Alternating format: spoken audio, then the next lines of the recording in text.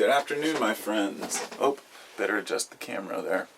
Don't want it to be too far off. There we go. Get it centered. All right. What's happening, everybody? What's going on? I'm sitting here chilling with my buddy.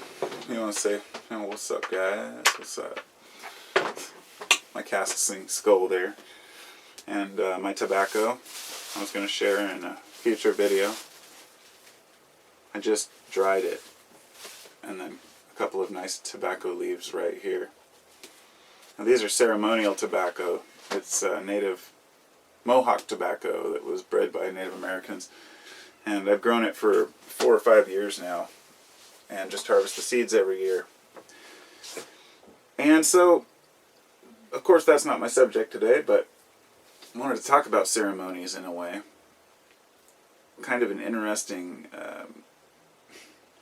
I have many different things that I'd like to talk about, but they're all related to one particular subject, which is the mystical alternative. No, neither one of those work. I guess mysticism in a sense, and I guess alternative thinking, if you will. It's very spiritually related in the sense that what I'm trying to convey is that many of the most important things in life, in fact all of the most important things in life, are intangible. This includes consciousness, love, hope, desires, dreams, ideas. These are all intangible until we make them tangible. And this is how we create reality. We are creators, like they say, in the sense that we create our own reality. We see it in our minds and we do it. And that's a pretty amazing thing. We can sit and wonder whether an animal thinks and pictures himself in the next place he's going to be. It doesn't really matter. We know we do it. And that in itself is a pretty... It's what creates this idea of consciousness and self-awareness that makes us search for answers. Now... I don't talk a lot about religion or mysticism or spirituality or anything because a couple of years back I really did delve into it a lot on this channel, and I came to many dead ends in discussions, especially if I would have a very imposing Christian or a Muslim or a Jehovah's Witness or a Mormon. Didn't get many Mormons, but I guess they're not big on the internet, I'm not sure, but Jews, Christians, Muslims, Hindus, everyone. I didn't get pressured by Hindus, but I talked with a couple, and I really wanted to get a rounded idea of the different religions, not as they're taught in the book, not as they're read in a book, but as people truly believe them, because you can pull out the truly important aspects of any belief system merely by asking many different people what they get from it. Now, in the case of Christianity, for example, it often leads to people who say, well, first off, Jesus is the only path to God, and that's one of those universal, obvious, essentials to being Christian, to think that Jesus is the only path to salvation. 2, that also means that you must believe in some sort of an opposite to that heaven. And many Christians don't necessarily believe in hell, but they may believe in a limbo or some sort of a place where people can go where it's not so pleasant, And each person's going to have to create their own reality. That's just it. There's no picture of hell. People draw a devil with horns and flames, and they try to picture that because it's the worst thing they can imagine, burning for eternity. But when a person rationally thinks through it, hell starts to fall away as being a really essential component of a religion, because Christianity makes it out to be something so horrific, while the other religions don't necessarily make it a bad thing. And I'm relating this to the way that by asking many Christians what they believe, you can get a rounded view of Christianity as how it's practiced, just like looking at many different religions altogether can give you a rounded view of how all of those religions relate to one another. And I've explored them all. And I'd say that I'm if anything, a Taoist. I practice the Taoist mentality, but I'm not a Taoist. I'm not a, I'm not a Hindu. I'm not a Buddhist. Not a Taoist. I'm not Zen master or Zen student or anything in between. I'm just a person, because these systems were created in order to get people together who shared similar values. Today, I guess I would just be defined as a philosopher. And some people, prefer to study theology. They want to understand things on a different level. I guess what I'm getting at is that it's kind of my preamble to my discussion about what the interesting things that I've found. Some of the things that are hard to dispute, hard to argue about. I guess I'll start with multiple dimensions, because we hear that so often. And it means nothing to me anymore, because I've looked so deeply into what people mean by this. Like, okay, what do you mean? Well, there's layers. Okay, it's like an onion. Trying to understand fourth, fifth, sixth dimensions, or even understanding time, is out of the realm of us in our conscious lives, as far as I've seen so far. So all we can do is take these stories that we hear from people. Stories like the guys who do these time slips. Time slips are one of the most amazing things. Now, what's happened out of this, out of these alternate ideas of other dimensions or other realities, come these unfortunate things like the Mandela effect, which, it's not that I don't believe that the effect could be real, but the Mandela effect basically is talking about how things have changed. It's usually names of companies, like the Berenstain Bears used to be the Berenstein Bears, and that's an actual example. And Sex and the City used to be Sex in the City, and things like that. These are things that you can tell that they're jumbled. The way that our brains work and how we perceive things that we see or hear a lot, it's easy to see that these ones are misunderstood. But within that, there are actual cases where people have really had interesting alternate timelines, and some of them have been very strange. One of the most famous stories is a guy who shows up in an airport in like the 1980s, and he goes to the counter. He's looking for a ticket to get somewhere, and they ask him what's basically. I won't try to go through the whole story. You can look it up, but he claims he's from a country that doesn't exist. He shows the lady a passport, the clerk at the counter. It has the name of the place, and it even has stamps that he's traveled all over from this place, this country that doesn't exist. And when confronted with it, that it doesn't exist, he got upset and said it's been a country for, a long ass time. They quote 1,000 years, but I don't know exactly what he said. And long story short, they ended up keeping him in holding. And they put him in this holding, they kept him overnight in this like motel, but they watched his room. And the next morning he was just gone, he disappeared. Even though his room was guarded, as well as all his papers and stuff from this other country were gone out of the room. Now, it could be one of these things where it's a hoax. Maybe it was perpetrated by all the people at the airport. We don't know. But then you start to hear more stories that are very similar, such as a guy who's driving down the street and all of a sudden things look different, and then he looks ahead of him and he sees his own car in front of him, and the next thing he jumps into his car in front of him. Or people who walk through parts of town where it looks like they're old buildings, as if they're in a different time frame. And then there's stories of people who, for example, see their husband or wife come home and come in the house and everything, and then they're not there. And then when they actually do come home, they get out of the car and do exactly what they just did, as if they'd witnessed the future, a glimpse of the future. All of these things, even a slight glimpse of a future or a prediction like that, it's got to be considered just a Pandora's box. And I think this is why so many people are reluctant to admit that these things happen, because you can't just believe one without it opening an entire, just a crazy flood of things that you'd have to explain to understand. It would throw kinks in what we already believe, what we think about time and space, how things interact. And, are we really so arrogant that we can't believe that there's other forces and energies around us that we can't see? Of course not. We've even proven it. Dark energy, dark matter, it's out there. but it's affecting other matter, but we can't see it. So who knows what else exists? So I can't prove that any of this crap is real, that there's any interdimensional, beings or anything like that, but it is very interesting. So now I'm going to move on to like reincarnation. Manly Hall really got me curious because he was really talked about it a lot, and I listened to hundreds of his lectures, and he never tried to explain it or say this is how it works. He just said it's just got to be true, and everything he said made total sense.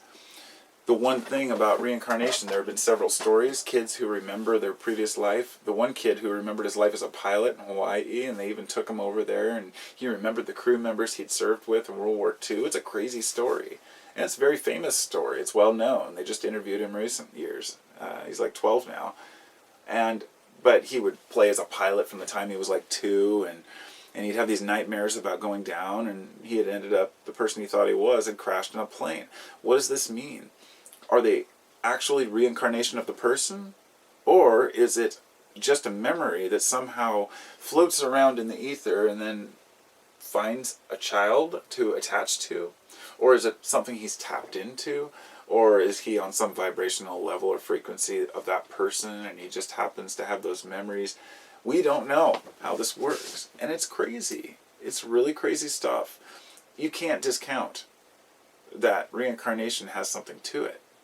You might not believe that that a person dies, then they go to this place and plan their next life. That's where things get a little bit like, okay, I don't know.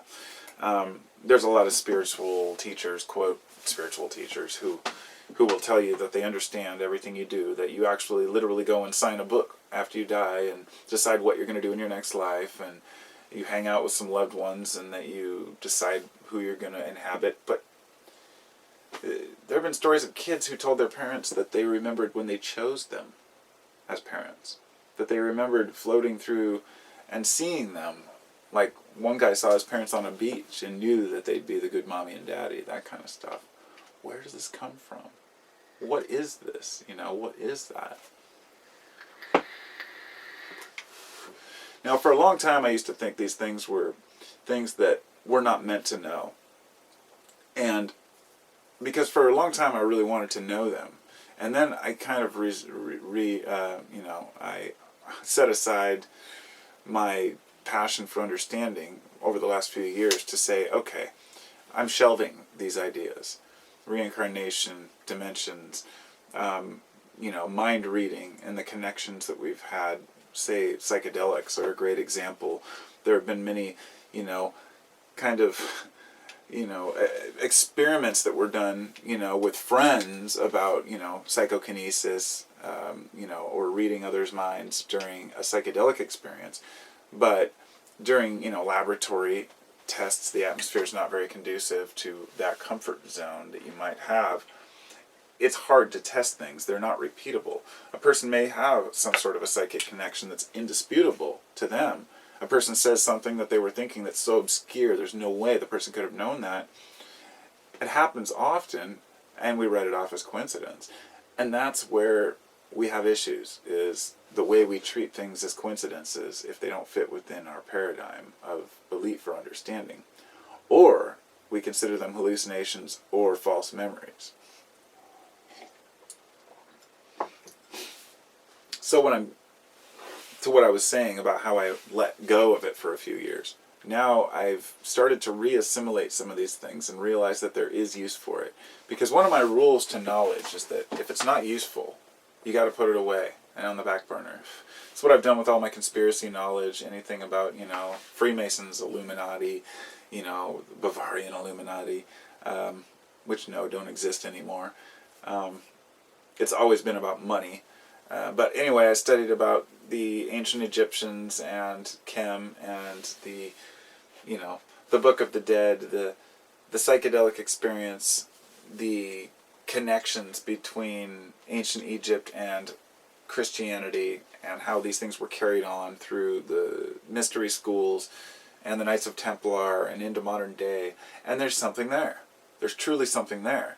But I had to walk away from all of the talk about these middle-aged type, not middle-aged like people, but the Middle Ages, and what may have happened with the Bible, and hidden away things like, the cup of Christ, all of these metaphors that are in the Bible. People who are out there searching for this actual chalice that Christ drank out of, when Christ himself may very well be just a metaphor, regardless of whether the man existed or not. The story that's written, the idea of how he came about, and his story of his birth, these are word-of-mouth stories that were passed down.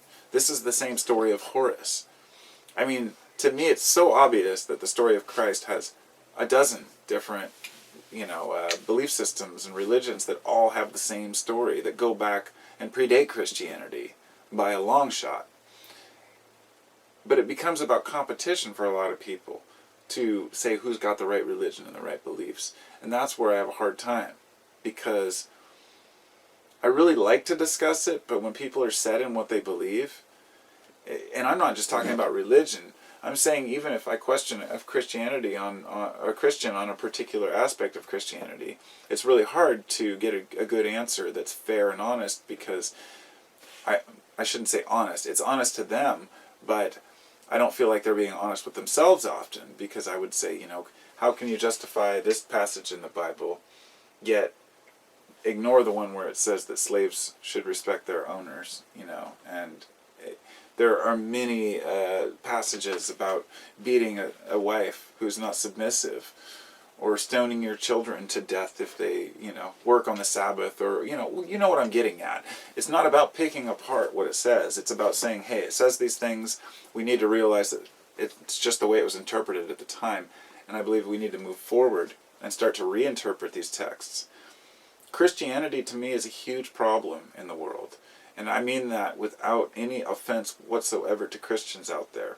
I want an open dialogue about this, without just saying Christians are dumb, because they're not. Christians have a belief system that they may have found themselves, or they may have inherited from a parent. But either way, all Christians have to realize that what they believe was inherited from people that came before them. In other words, you've never heard the name Christ, you would never know what you were feeling. So just imagine that feeling you get with believing that Christ is in your heart, just imagine you can get that from another belief system or God. And if you believe that Christ is the only God, then the brain isn't prepared to deal with that, because that would be cognitive dissonance. You can't hold two opposing beliefs at the same time. So either Jesus is the only God, or he's not. And this is where some of the problems come in. I've never heard a Christian in a discussion say, well, I believe that Jesus is my Savior, but if you believe that Krishna is your Savior, as long as you live a righteous life, you will go to heaven. It's always like, well, you can live a happy life, but you won't go to the same place as us, as if you're lesser in what you believe. And it's not just Christianity, and I'm not trying to bash Christianity at all. Islam, the West, has been cursing Islam for so long now, because we believe that Islam believes the Western world should be destroyed, and that they want to destroy our democracy. Yes, there have been some extreme radical Islamists that are out there saying, we want to destroy the West. And yes, they burn flags and chant down with the USA. But this isn't because of our values or our freedom. If we were minding our own business over here, they wouldn't care what was going on in the United States of America. Trust me, if the United States had never had anything to do with the Middle East, and never gone in there with our troops in any way, shape, or form, or tried to dominate their oil industry, or tried to start any coups to overthrow dictators, we would not be bothered the way we are with the threats of down with the USA. Even with all those people burning our American flags out in the streets, how many terrorist attacks do we really have here? People are angry because of what the U.S. does, our policies. It's not just always the government, it can be large corporations, companies, who want resources, and they're willing to go in and give a government a very small amount of money, with the promise that, it'll be good for their people and their land. And they do just what they do. They do it to people here in the U.S. They put wells on their land and say, here, I'll give you this much, and then end up not giving them that much. And what do? Once the wells are in, the security's in, protected, you can't do anything about it. It's very difficult to force people out. So, we as a people, as a world,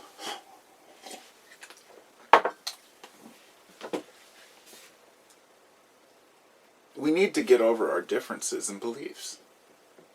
Because Islam is really not the enemy. There are many people who practice Islam and have no problem with people who want to live with freedom. And let me tell you something, even though it may say in the Quran somewhere that, those who are non-believers, something may happen to them, something should happen to them, even if it says they should all be stoned to death, it doesn't mean that everyone who, reads the Quran takes that literally. You have to take it. It can't be a double standard, because if you're a Christian saying that the Quran says that, well, you have to realize that the Bible says the exact same thing about non-believers of Christianity. It's time to set down the stones, shake hands, and say, look, this was all founded on, people living in the Middle East trying to find a better way and understand the world around them. Once that's gotten past, we could start to share and see the metaphors. Because I firmly believe that the more people that try to understand each other, the more keys will be found to why these religions have endured for so long, even though they may be imperfect. They've endured because there are some principles at work, some principles that humans try to grasp onto, because otherwise they don't have anything to hang on to. A life preserver, something their ancestors believed too, something that they can say, well, if I was born in this world and had to decide for myself, I'd be screwed. But thank goodness I have 2,000 years behind this book to know that it's true. But we know better now. We know that it's not 100% factual history.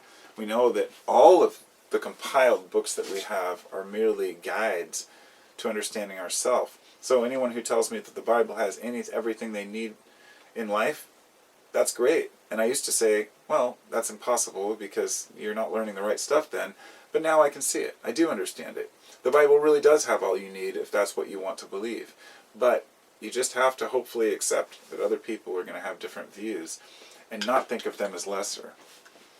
Believe me, I've had several arguments with Christians about this over the years, about, whether a person can have the same belief in their heart and strength without having Christ as the one. I mean, we know that the name Jesus Christ didn't even exist in the time when Christ lived. That's a fact. Okay?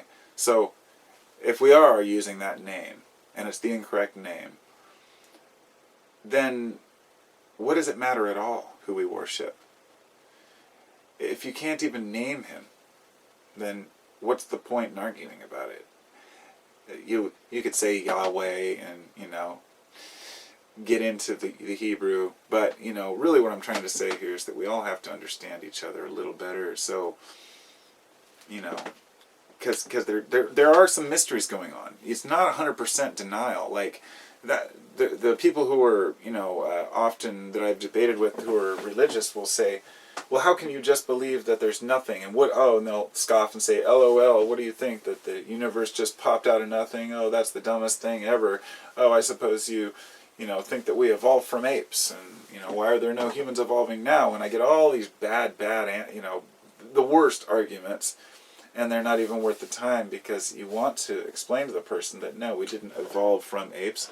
We just have a common ancestor. And sure, something may have happened in the past. But we don't discount evolution merely because we want to believe the Earth is 6,000 years old. But there's more than that. It's a matter of really just looking and seeing that it's not just the religions that are the problem at all. It's the religion of science, too.